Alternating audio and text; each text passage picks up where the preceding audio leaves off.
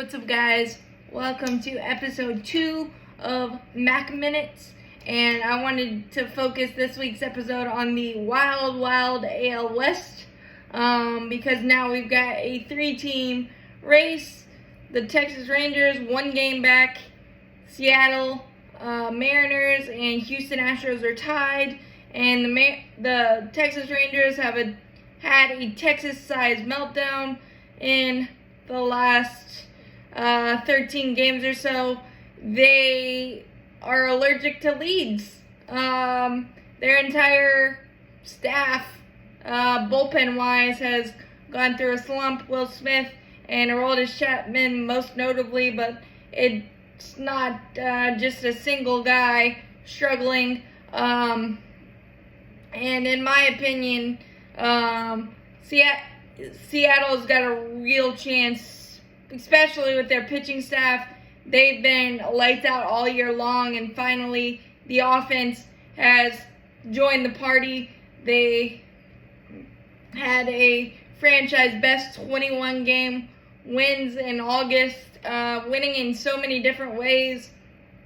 And obviously Julio Rodriguez taking the jump on my back and let's ride expression to a whole new level. Unfortunately, he's dealing with a nagging toe injury, so hopefully that doesn't derail things. But I feel like the Seattle Mariners finally just were realizing that last year's magical run wasn't a fluke and are just putting it all together at the right time. Again, their pitching staff's been amazing all year long,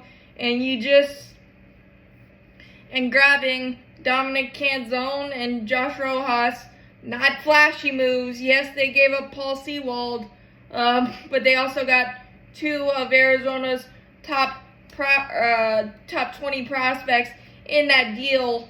You never know. Marginal moves to say, yes, we are going for it. That could have bolstered the clubhouse as well, but Teoscar Hernandez cutting down on the strikeouts, Gino Suarez doing the same, and Cal Raleigh, remembering he's Cal Raleigh, but obviously Julio Rodriguez, remembering he's the Rookie of the Year and a great player, and carrying the load, and just that entire pitching staff pitching out of their minds all year long and finally getting the offensive help. And honestly, just to see this resurgence, and you knew it was in there because we saw it last year with the offense, but I think you kind of come back down to earth because these guys are human, and you go through struggles, but then you realize you did it last year, and it's kind of doing the same thing again this year. And the Mariners kind of have the magic touch that the San Francisco Giants have had in the past with pitching, with George Kirby, that youngster Miller, Luis Castillo finally pitching to his capability of what he did coming over from Cincinnati last year. It's a stable of arms, and it's something you can trust. What's worrisome there a little bit is their bullpen depth.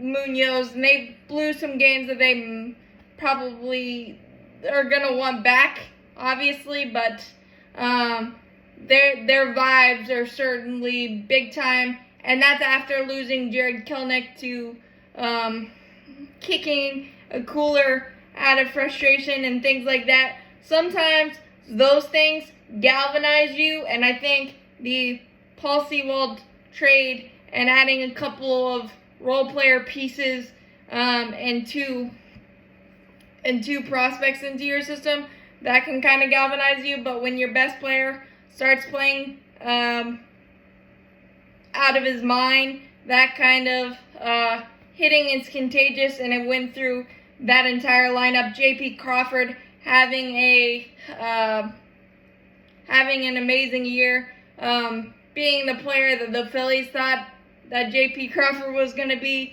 at the very beginning, is really, really nice for Seattle, and I would bet on them winning the AL West at the moment just because of the depth and of their pitching and how well they've been pitching all year long. Hopefully they don't go through a snafu because obviously Houston has the pedigree.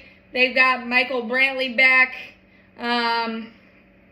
which he seems like the glue, kind of, even though they haven't had him in a couple of the bigger playoff runs recently. Justin Verlander being back, Kyle Tucker being what he is, Chad McCormick taking a huge step forward. The one worry for them, collectively, their pitching staff hasn't been as dominant as we've seen. Christian Javier, definitely a down year for him. Justin Verlander's got a lot of mileage on that arm, and his playoff stats, even though he got the World Series win monkey off his back last year, that's in the back of his mind a little bit, I'm assuming. Framber Valdez has either been a no-hitter or a clunker. You've got JP France, who has a youngster. Hunter Brown, same thing. You're going to go through the growing pains there. So if you put Houston and Seattle collectively as a team, I would put Houston's offense above them, but pitching, Seattle all the way. And Texas is still there. You got Max Scherzer. You pushed all the chips forward, but the problem is having to win games 2, 3, 4 different times. That is demoralizing. Corey Seager is amazing, and honestly, if he didn't get hurt a couple of times this year, he'd probably be up there in the MVP discussion with Shohei Ohtani big time, and he might be winning it had there not been those injuries. He's just been amazing. Marcus Semien as well. You've got the Josh Young. Got a lot of youngsters. Adolis Garcia, but the problem with the Texas lineup, there's a little bit more swing and miss in there than you would prefer. Same with Seattle, but they kind of cut down on their strikeouts, and I trust Texas's offense more to be more explosive, but the level of at-bats after Semien, Seager, and they've got a stacked lineup, don't get me wrong, but there's a lot of places you can go for swing and miss when they are down. And just bullpen pitching staff struggles. Bruce Bochy is the perfect manager to fix that, or to get them through this rough wave. But my gut is just telling me the Seattle Mariners are September, October. They play their best when they need to, and hopefully Julio Rodriguez and those nagging injuries won't derail what he's been able to do. But that is my take on the AL West. It is going to be popcorn worthy watching and very stressful for all of their fans, and I'm glad I'm not going to be involved, but it's going to be a heck of a race, and I honestly hope that it's going to be a wild card series between Texas and Houston, and Max Scherzer and Justin Verlander matchup, because that would just be phenomenal and amazing television and amazing baseball to watch. But that is my take on the AL West and how I hope it plays out, but we will see what happens. But it's going to be amazing baseball. But that's episode 2. Let me know what you think. Drop down in the comments. Let me know who you think is going to win the AL West.